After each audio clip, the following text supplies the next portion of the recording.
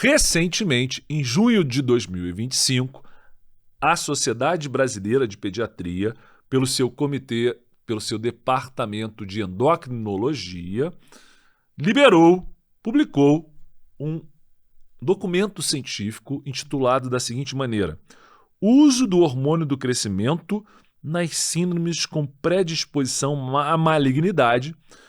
Os benefícios superam os riscos? Sim ou não? Essa é a dúvida, tá? Então, a grande pergunta é: o uso do hormônio do crescimento, que vem sendo cada vez mais feito, ele pode aumentar o risco de câncer naqueles pacientes que apresentam síndromes genéticas, que têm baixa estatura, mas que também têm uma incidência mais elevada de câncer? Será que o hormônio do crescimento pode ser um fator estimulante do câncer? Então essa é uma dúvida que a gente precisa, sobre o que precisamos conversar, né? Então como é que é o histórico do uso do GH? Ele evoluiu de GH retirado de hipófises humanas, de cadáveres, para GH recombinante. Com o GH recombinante, a prescrição foi mais democratizada, foi ampliada.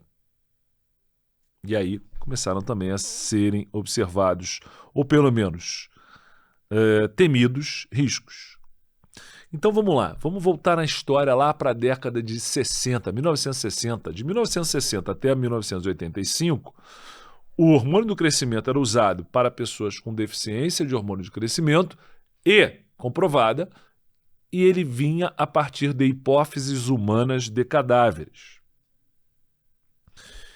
Porém, esse uso podia levar a uma doença gravíssima, mais conhecida como doença da vaca louca, uma doença infecciosa, também conhecida popularmente como doença da vaca louca, mas que tem um outro nome, que é a doença de Creutzfeldt-Jakob, mas que leva a uma deterioração neurológica gravíssima.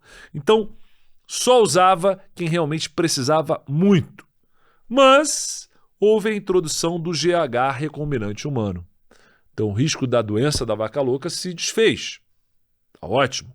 E aí, não só quem apresentava deficiência do GH começou a utilizar o hormônio do crescimento, mas também em outras síndromes, tendo ou não deficiência de GH, mas com sabida baixa estatura final, em algumas síndromes começou a ser usado o hormônio do crescimento recombinante, a saber, Turner, Noonan, Prader-Willi, que mais?